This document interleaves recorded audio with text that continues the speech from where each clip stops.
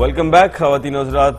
इस वक्त एक बहुत ही इंपॉर्टेंट सवाल मैंने ब्रेक से जाने से पहले दुआनी साहब से पूछा था कि दीन और सियासत दो अलग अलग चीज़ें हैं या सियासत जो है वो दीन की रोशनी में होनी चाहिए। हमने अक्सर सुना है हमारी सियासत में कि कोई भी चीज़ हरफ़ आखिर नहीं होती, लेकिन दीन में तो हर चीज़ हरफ़ आखिर है।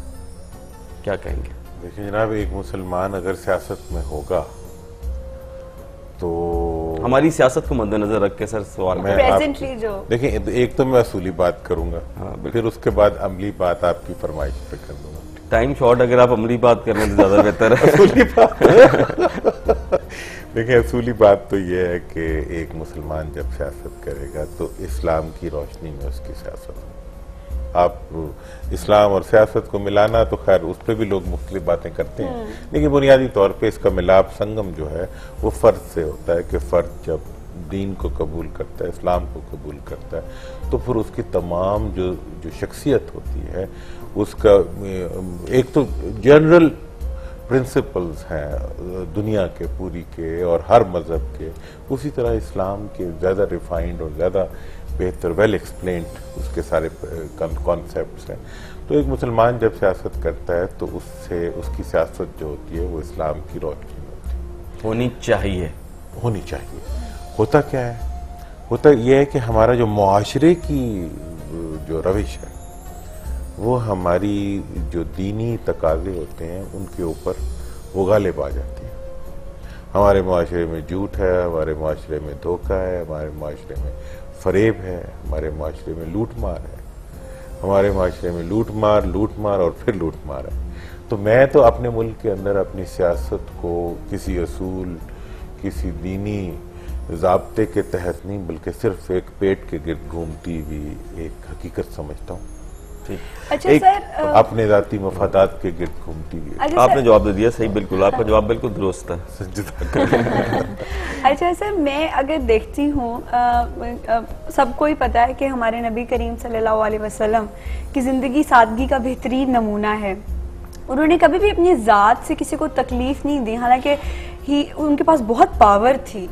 तो अब मेरे जहन में जो छोटा सा सवाल आता है कि अगर वीआईपीज़ ने सड़क पे से गुजरना हो तो ट्रैफिक ब्लॉक कर दी जाती है आधा घंटा 20 मिनट, तो उसके हवाले से कि उसका कोई हल नहीं है क्या? हमारे वीआईपीज़ हमारे साथ नहीं चल सकते? क्योंकि बहुत से प्रॉब्लम्स होते हैं, किसी ने हॉस्पिटल पहुंचना होता है, किसी डॉक्टर ने हॉस्पिटल पहुंचना होता है, कोई इमरजेंसी होती है, तो उस हवाले से क्या, क्योंकि बड़े तकलीफ का बाइस बनती है। दो बातें आपके क्वेश्चन में से निकलती हैं, एक तो माफ़ी और दरगुजर और शख्सियत का।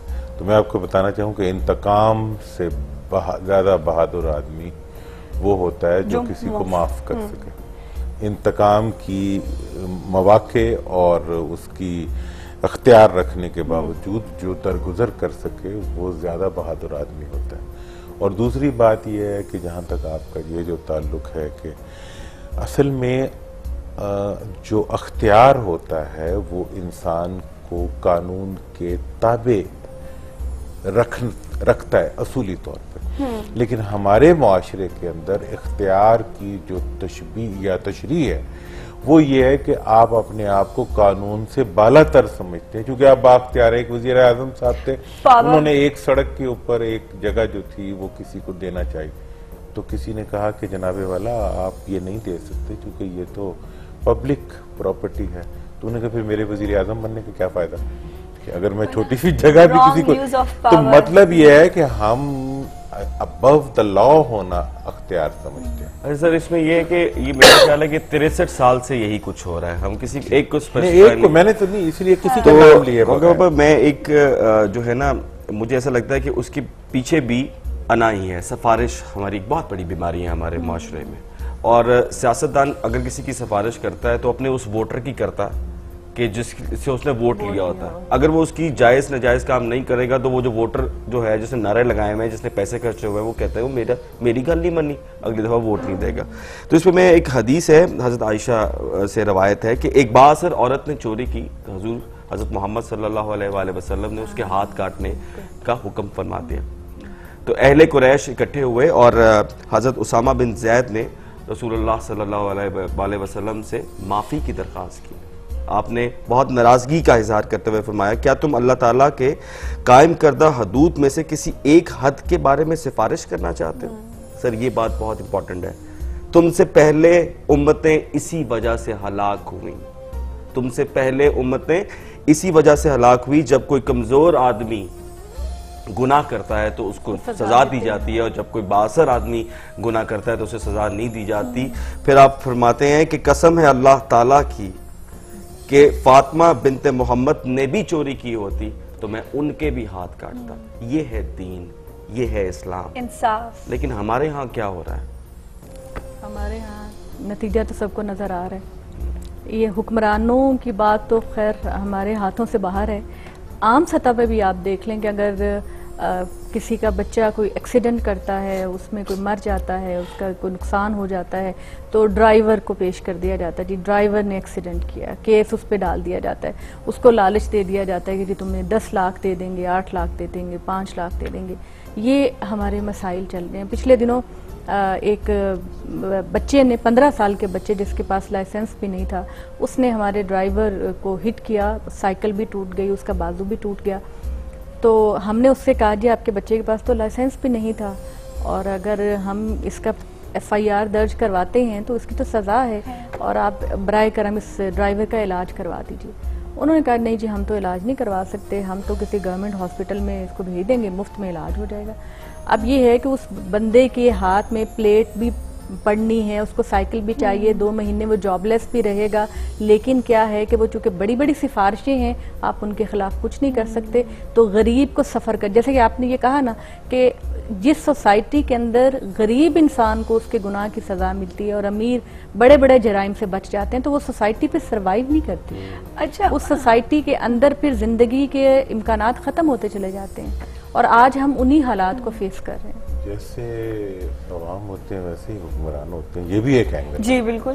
कि देखें ना कि आप जैसा मुआशरा होगा, जैसे मुआशरे में रहने वाले लोग होंगे, वैसे ही उन पे वैसे हुक्मरान। लेकिन ये मुआशरा भी तो अब मैं कल बात कर रहा था, बिल्कुल उसमें हम सब उसके जिम्मेदार। मैंने कहा जी हमने सुना था कि रमजान के अंदर शैतान को बंद कर दिया जाता है, और मुझे लगता है कि पूरे दुनिया के शैतान इकट्ठे होकर हमारे बाजारों में आ जाते हैं रमजान में। नहीं, वो हर चीज महंगी हो जाती है। वो एक और है कि शैतान बंद तो हो जाता है, लेकिन वो छुट्टियों का काम देके जाता है। तो मतलब लगता है ऐसे है कि वो पूरा का पूरा होमवर्क दे के गया है तमाम लोगों को भी रमजान में। यूरोप में हम देखते हैं जब उनकी क्रिसमस आती है तो प्राइसेस जो है वो हाफ हो जाती है, सेल्स लग जाती है। एक चीज मुझे बताइए कि ये अमानत में खयानत वाली जो बात है, वो जो प्राइस के कंट्रोल करने के लिए किसी अफसर को ड्यूटी पे लगाया गया है, और मेरा ख्याल है कि मेरी जो जिम्मेदारी है वो अमानत है, एक सरकारी अफसर की, एक वजीर की, एक मिनिस्टर की, एक DCO की जो जिम्मेदारी है, जो फराइज हैं, वो उसकी अमानत है।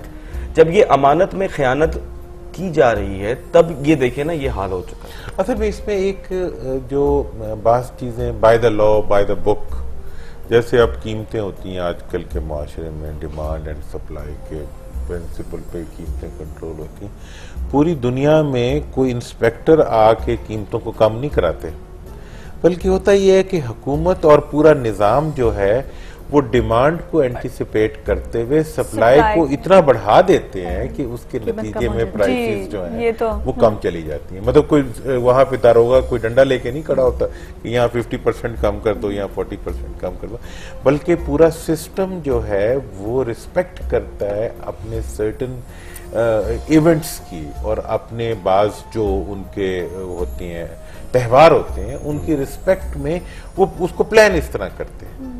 और हमारी प्लानिंग उन त्योहारों की ये होती है कि हम उसमें मैक्सिमम प्रॉफिट बनाने को प्लान करते हैं, हम सप्लाईज को। आप सोचिए कि अब रमजान में अगर कोई गरीब फैमिली फ्रूट चाट अगर खाना चाहती है तो वो नहीं खा सकती, नामुमकिन बात लगती है। अमरूद जो 25-30 रुपए किलो अमरूद होते हैं आम दिनों में, आज मैंने लिए हैं तो पूरे 120 रुपए किलो।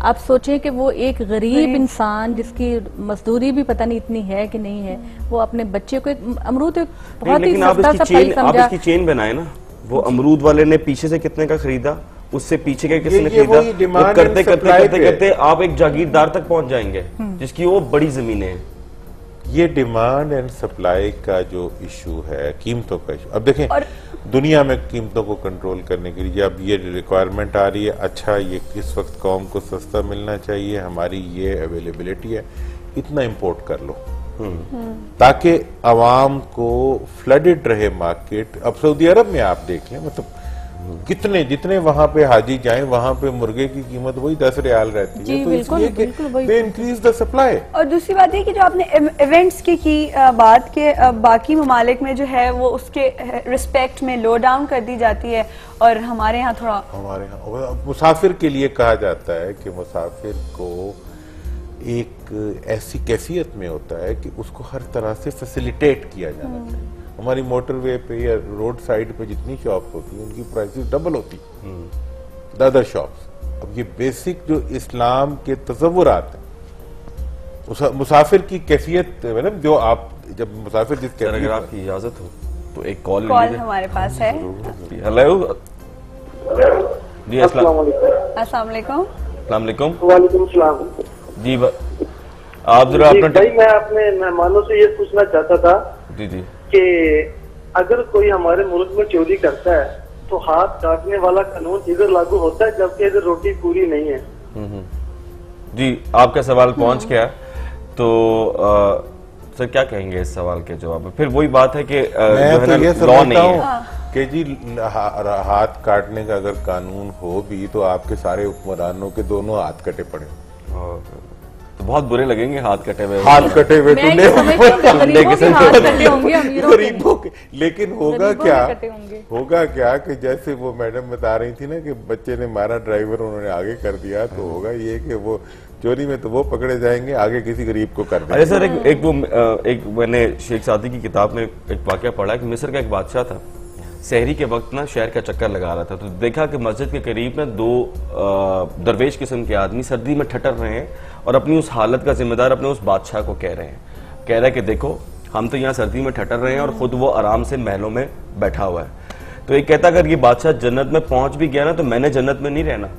तो दूसरा कहता भाई हम जन्नत से क्यों जाएंगे, मैं उसके सर पर मारूंगा जूतियां और वो वहां से भाग उठेगा। बादशाह ने सब कुछ सुना, अगले दिन दरबार में पहुंचा, उन दोनों को बुलाया, दोनों दरवेशों को, और उनको बहुत कुछ दिया, इतना कुछ दिया कि उनकी रहती जिंदगी के लिए काफी था। तो जाने लगे तो मुस्कुरा के कहने लगा कि मैंने आज तुमसे सुलह कर ली है, उम्मीद है तुम कल मुझ पे दर जन्नत बंद नहीं करोगे। ये हुक्मरान हमसे सुलह किस दिन करेंगे?